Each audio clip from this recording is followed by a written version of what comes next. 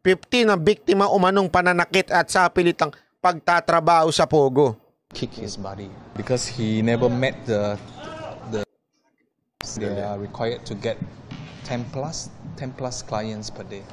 So, as in, inaano daw, pinepuwersa sila magkaroon ng kota na maloloko. Kota nila maloloko ha. Malalab scam. Yan ang kota nila. Pag hindi nila inabot, may parusa, palo. Ang dalawa, mga ahente raw sa pinapatakbong love scam. Naghahanap sila ng mga kliyente sa love scam, especially yung mga retired, yung mga pensyonado na mga lalaki. Kailangan ma-in love. Naku po. Itong biktima nila for 5 days. In 5 days, kailangan ma-in love. Buti na lang talaga, hindi ako marupok.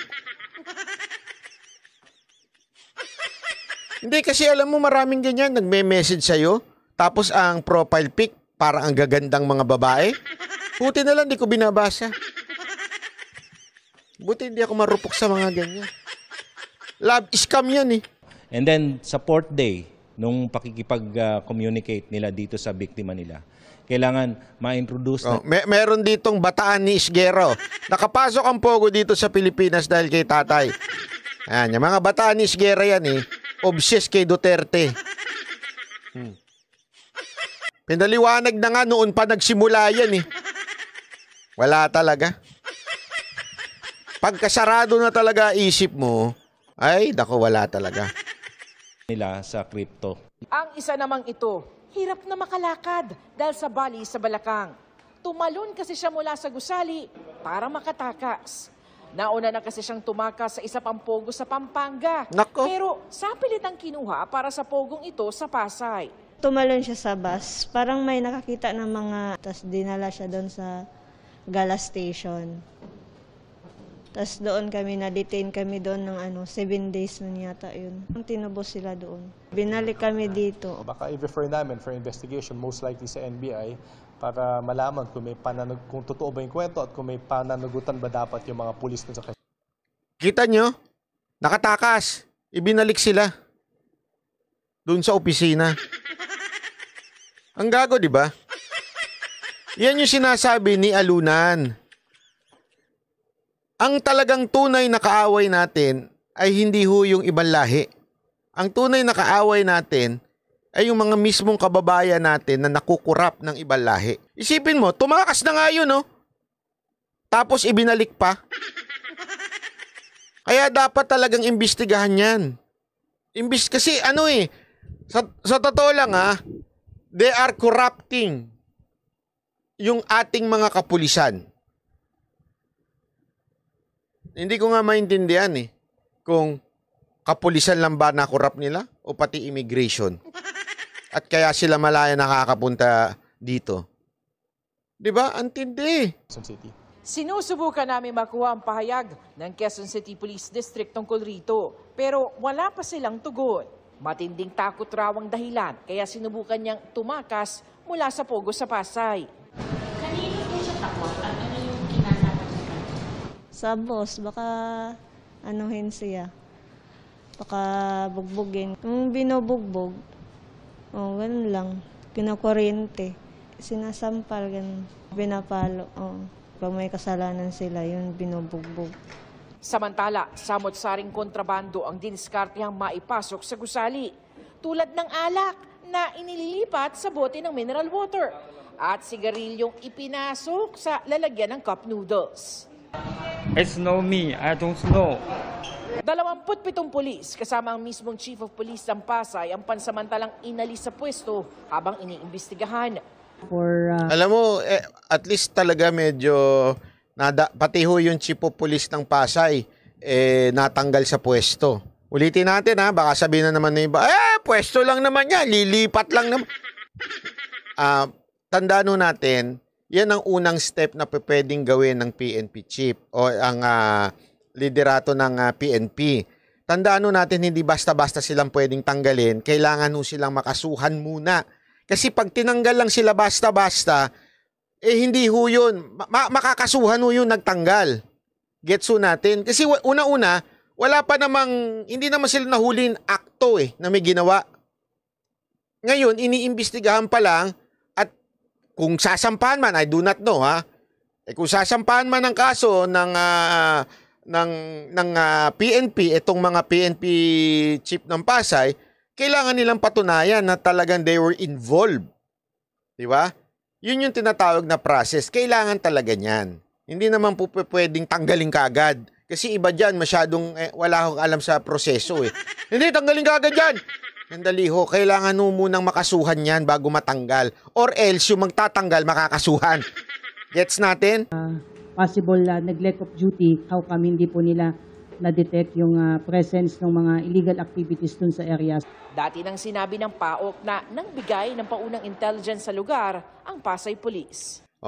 Nakita ninyo kasi yan, tulad niyan, halimbawa, ang nagbigay naman ng intelligence, kasi ang dahilan po kasi ng narinig ko yung PNP chief ng yung chief of police pala, hindi PNP chief. Chief of police ng Pasay, narinig ko yung sinabi niya Kasi meron pala silang jurisdiction. Pagdating sa mga ganyan, PAOK, pulis lang ang pwedeng sumugod. Kasi mate-technical sila. Naintindihan natin? Mate-technical. Paki-block na ho to si Larry Coloso. May moderator ba tayo? Kasi paulit-ulit lang Halatang anti-Duterte lang to, hindi nakikinig. Medyo alam nating ano to bataan lang ni Isguera to Paulit-ulit na pinaliwanag sa kanya, nagmamagaling lang. So, yun yung sinasabi dito. Yun yung sinasabi ng Chief of Police ng Pasay. Kaya nga, ang sabi ng PAOK TF nito, sinabi, nagbigay na ng intelligence ang Chief of Police ng Pasay noon pa. Nagigets nyo? Nagbigay na ho sila ng intelligence. Ibig sabihin, may ginawa naman po daw yung Pasay. Nagkataon lang, wala sa jurisdiction nila, hindi nila trabaho ang pumunta at manghuli ng mga ganyan. Siguro, there is a protocol sa PNP na ang pwedeng gumawa niyan at manghuli lang, yung PAOK TF. Yan ang dapat malaman kung totoo ba yung sinasabi ng Chief of Police ng Pasay. Kung totoo, talagang ligtas siya dun sa issue. Yan ang iniimbestigahan ngayon. Samantala, inihahanda na ang forfeiture case para sa gusali at mga property ng Pogo. Iniimbestigahan na rin ang paper trail sa pagkuha ng lisensya ng Pogo.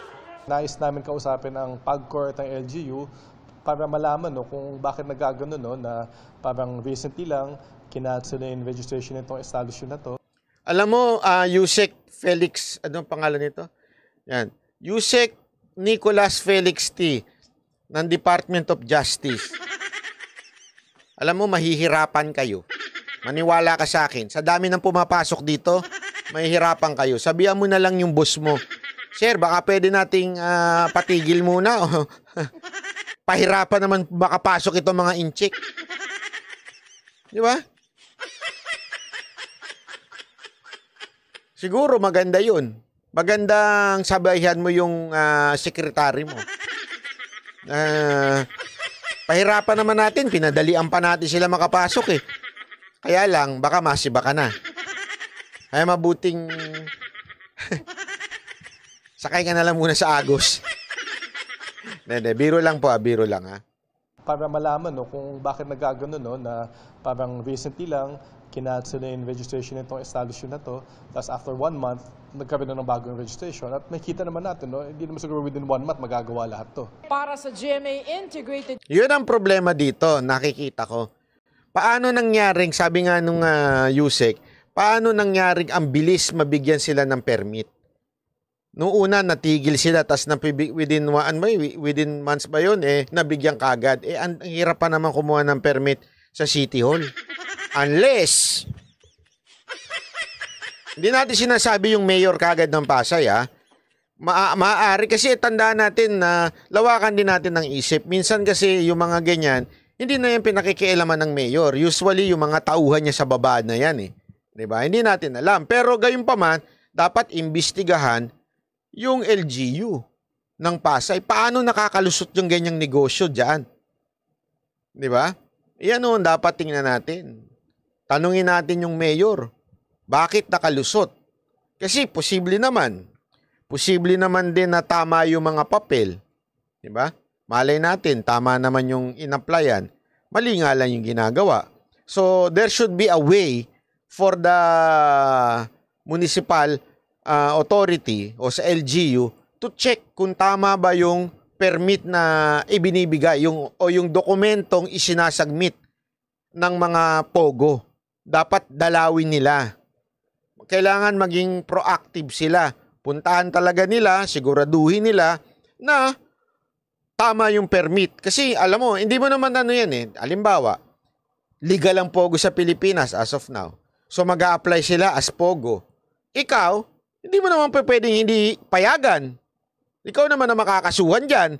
Kailangan mong payagan kasi sa ngayon, legal ang POGO. Ang tanong lang, after nilang mag-submit ng mga documents nila, dapat ifa-follow up din ng municipal o ng LGU. Follow up nila. Yung mga sinagmit nyo ba, yung mga sinabi nyo ba, ay talagang yun din talaga ang ginagawa dyan. Legit ba yan? Kasi ngayon nahahaluan na eh. Yung POGO nagiging crypto-crypto na. Huwag kayong puro crypto-crypto, kawawa niya si Superman.